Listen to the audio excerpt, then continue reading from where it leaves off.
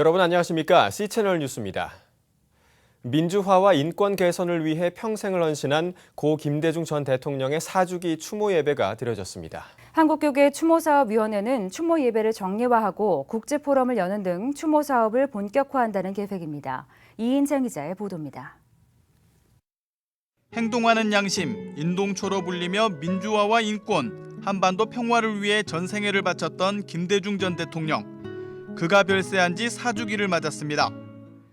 2009년 영결식 때부터 추모 예배를 주최해온 한국교계 기념사업위원회는 올해도 어김없이 이유호 여사가 장로로 시무 중인 장천 감리교회에서 추모 예배를 드렸습니다. 추모 예배에 함께한 이들은 독재 권력의 위협에 굴하지 않고 우리나라 민주화를 위해 죽음까지 무릅썼던 김 전 대통령의 정신을 이어가자는 데 마음을 모았습니다. 주님의 이름으로 추모하면서 참으로 나라가 오른 이때 대통령께서 남기고 가신 꿈과 소망과 애국 애족의 정신을 우리 마음속에 길이길이 간직하고자 합니다.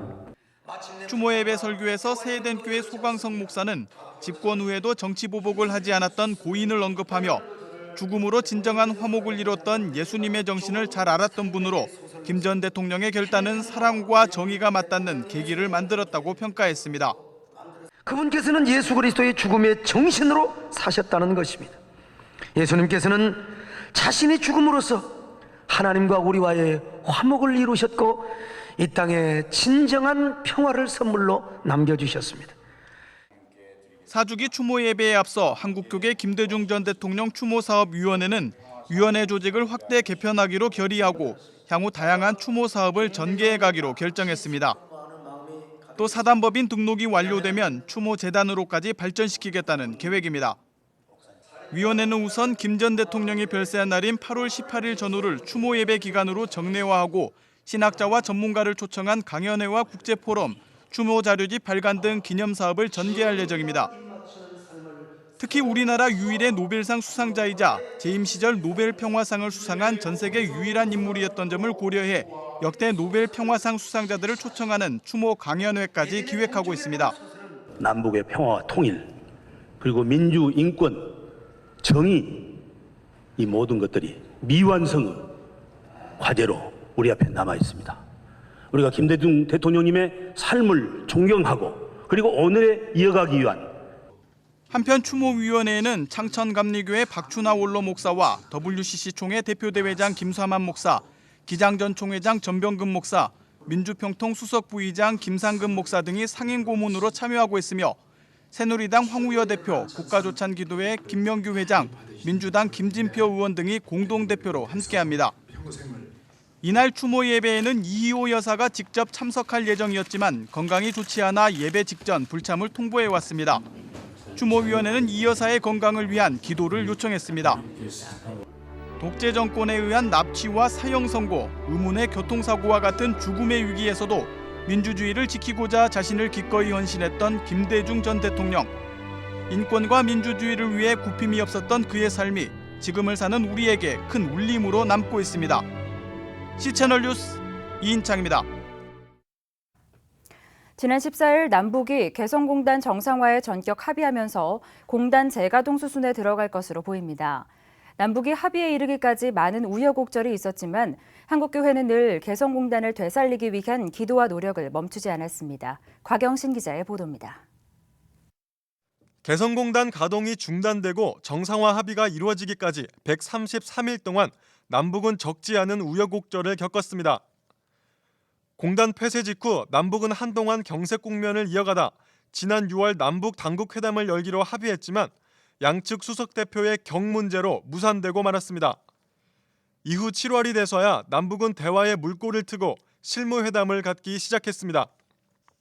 7월 한 달 동안 실무회담은 모두 6차례가 열렸지만 남한이 가동 중단의 모든 책임을 북한에게 묻고 북한이 이를 거부하면서 성과는 지지부진했습니다. 특히 6자 회담이 험악한 분위기 속에서 결렬되자 개성공단이 아예 폐쇄되는 게 아니냐는 우려가 번지기도 했습니다. 이달 들어 정부가 개성공단 폐쇄 입주 기업들에 경협 보험금을 지급하기로 결정한 후 남북 대화는 재개됐습니다.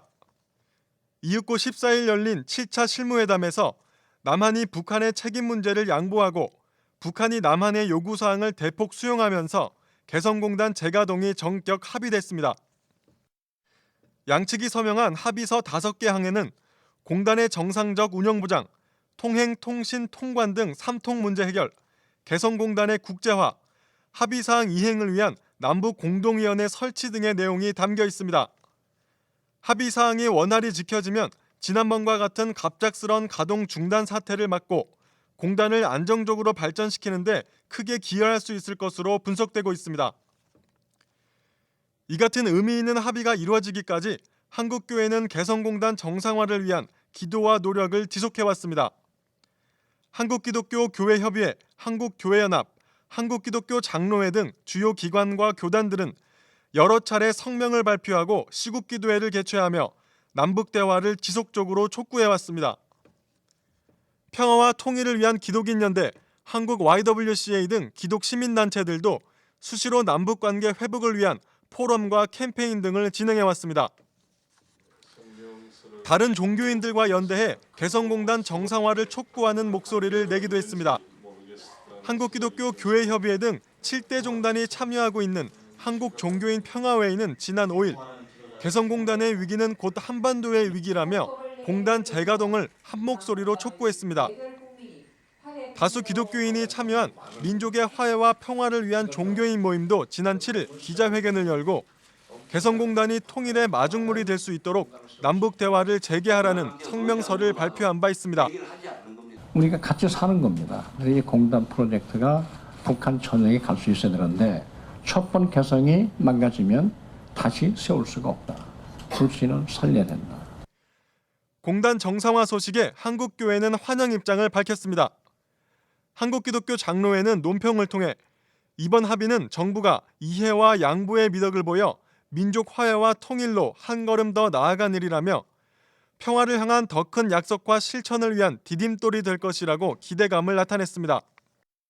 남북이 개성공단 정상화를 위해 의미 있는 합의를 이뤄냈지만 이제는 합의 내용을 충실하게 이행해 나가야 하는 과제가 남았습니다. 공단 재가동 수순이 원만하게 진행될 수 있도록 한국교회의 지속적인 관심과 기도가 필요해 보입니다. C채널 뉴스 곽영신입니다.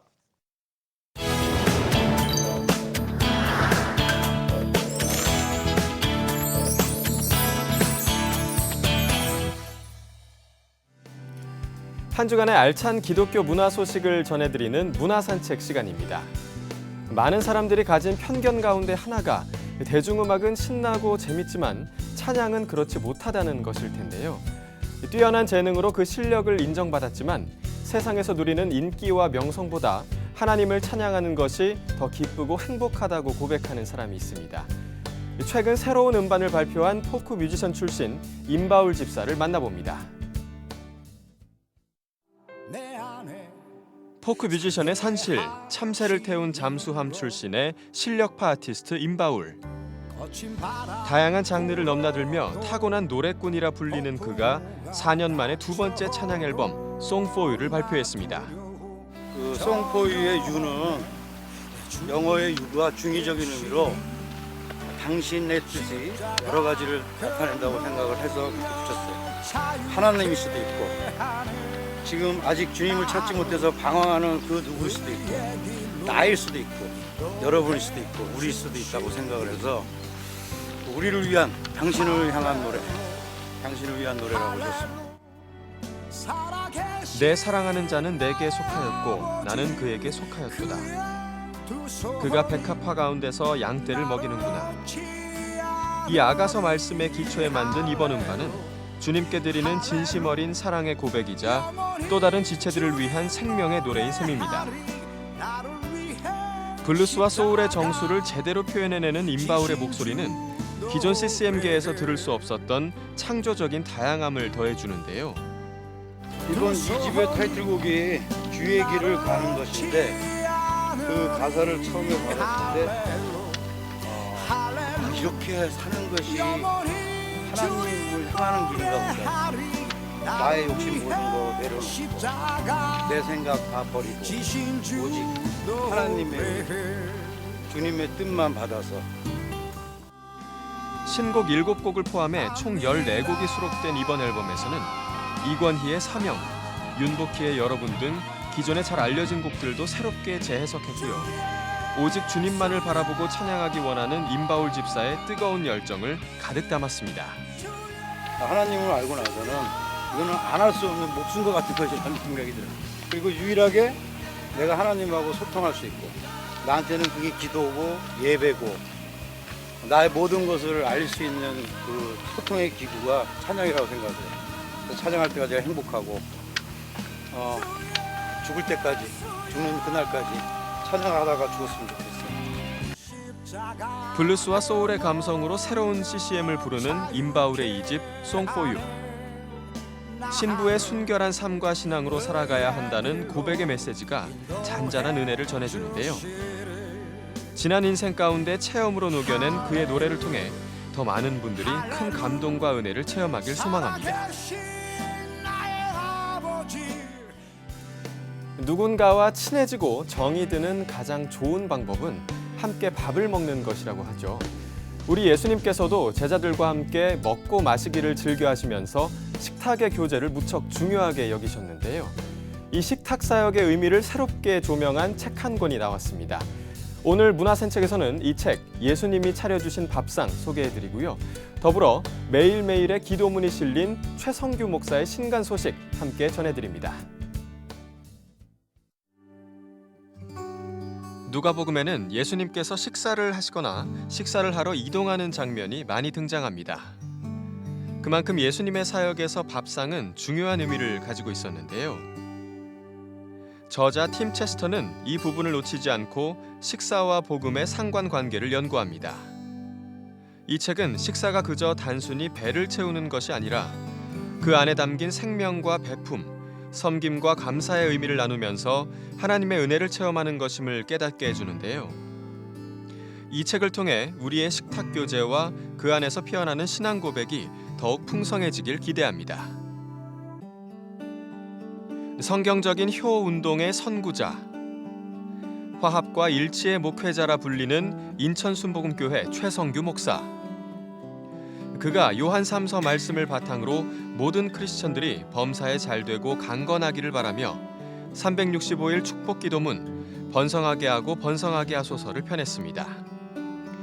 1월부터 12월까지 매달 31편씩 수록된 기도문들은 하나님이 주시는 번성의 복을 간절히 구하고 있는데요. 은혜를 부어주시는 하나님의 손길을 체험하고 싶은 분들에게 이 책을 추천합니다. 다음 소식입니다.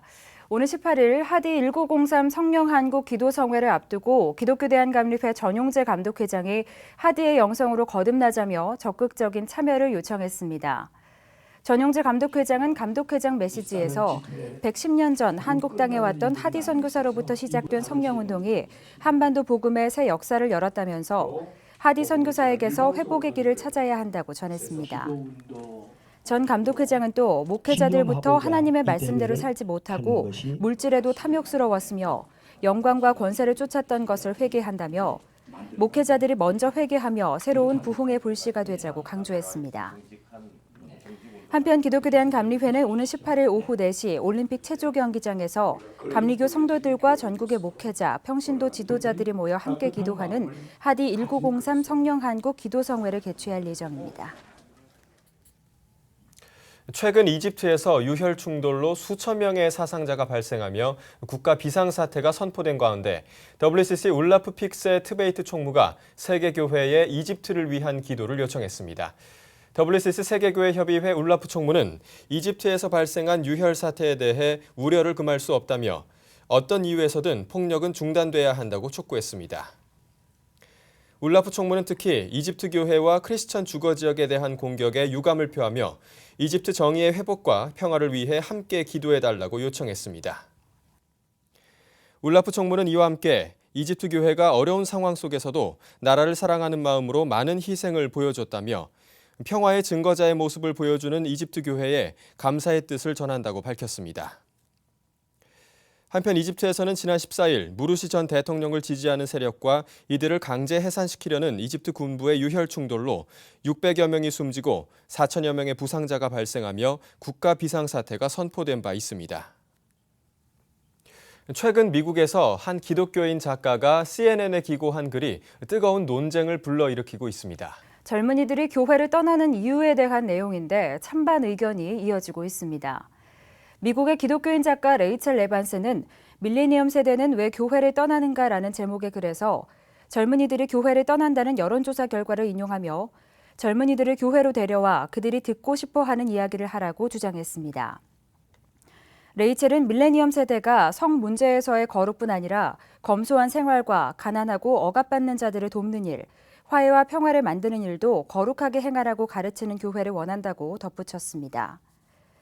이에 대해 CNN의 홈페이지는 물론 SNS를 통해서도 열띤 찬반 토론이 이어지고 있습니다. 힙스터 기독교인이라는 책의 저자 브렛 맥크레커는 교회가 젊은이들의 눈치를 볼 필요는 없다며 젊은이들은 나에게 맞춰주는 메시지가 아니라 나를 변화시키는 메시지를 원한다고 반박했습니다. 최근 교육부가 발표한 자립형 사립고의 선지원 후추천 방식에 대해 기독교사들이 주축이 된 좋은교사 운동이 긍정적으로 평가했습니다. 좋은교사운동은 논평에서 자사고 학생 선발 방식을 성적 제한이 없는 선지원 후추천 방식으로 전환하는 것은 자사고가 고교 서열화를 가중시키는 문제를 상당 부분 해소할 수 있을 것이라며 긍정의 뜻을 나타냈습니다. 단체는 그러나 이번 방안은 고교 평준화 지역에만 해당해 특목고 문제와 비평준화 지역 문제는 여전히 남아있다며 특목고와 비평준화 지역까지 선지원 후추첨 제도를 확대해야 한다고 주장했습니다. 단체는 이와 함께 모든 선발 제도의 지향점이 학생의 다양한 관심과 소질이 획일적 성적에 따라 왜곡되거나 무시되지 않고 평등하게 존중받는 교육과정으로 연결돼야 한다고 밝혔습니다. 한편 교육시민단체 사교육 걱정 없는 세상도 교육부의 발표에 대해 특목고와 국제고에 대한 언급이 피상적인 언급에 그쳐 후속 대책이 필요하겠지만 일반고의 교육 역량을 강화한다는 측면에서는 의미 있고 바른 정책 방향이라며 긍정적으로 평가했습니다. 이 밖의 뉴스와 날씨를 전해드립니다. 한국 YMCA 전국연맹 생명평화센터가 참여하고 있는 원폭 피해자 및 자녀를 위한 특별법 추진연대회의가 오는 29일 한국인 원자폭탄 피해 실상과 방사능의 건강피해 토론회를 개최합니다. 이번 토론회에서는 원폭 피해자와 환우들이 사회적, 법적으로 기본적 권리를 보장받는 방안을 모색합니다. 한국 프론티어스 선교회가 오는 9월 24일부터 12월 17일까지 인카운터 이슬람 강좌를 열고 무슬림에 대한 이해와 선교 비전에 대해 강의합니다. 이번 세미나는 12주 동안 이슬람권 선교 전문가들의 강의와 소그룹 모임, 국내 무슬림 인터뷰 등의 체험 활동으로 진행됩니다. 한국종교인평화회의가 오는 9월 5일부터 서울 시민청 바스락홀에서 2013 이웃종교 영화제를 개최합니다. 이번 영화제에는 기독교, 불교, 이슬람교, 유대교, 도교 등에 관련된 영화가 상영될 예정이며 이를 통해 타 종교를 이해할 수 있는 기회를 제공할 예정입니다. 대한예수교장로회 대신총회 제48회 총회임원 후보자 등록에서 최순영 목사가 총회장 선거에 단독 입후보했으며 목사 부총회장 선거는 후보자 없이 등록이 마감됐습니다. 이에 반해 총회 총무에는 5명의 목사가 입후보한 것으로 알려졌습니다. 날씨입니다. 이번 주말에도 소나기 소식 없이 폭염이 계속되겠습니다. 다행히 기온은 높아도 습도는 지난주에 비해 눈에 띄게 낮아졌는데요. 따라서 바람이 불거나 그늘진 곳에서는 더위도 그나마 견딜만 하겠습니다. 다만 한낮에는 강한 햇살로 불볕더위가 이어지는 곳이 많으니까요. 건강관리에 유의하셔야겠습니다. 아침 기온은 춘천 23도, 광주 24도를 기록하겠습니다. 낮 최고 기온은 서울, 대전이 33도, 강릉이 36도까지 오르겠습니다. 바다의 물결은 모든 바다에서 0.5에서 1.5m를 일겠습니다. 주간 날씨입니다. 주일에도 폭염이 기승을 부리겠습니다. 하지만 주일 밤부터 월요일 오전까지는 중부지방에 비가 내리면서 다음 주부터는 무더위도 한풀 꺾일 것으로 보입니다. 뉴스를 마칩니다. 시청해주신 여러분 고맙습니다.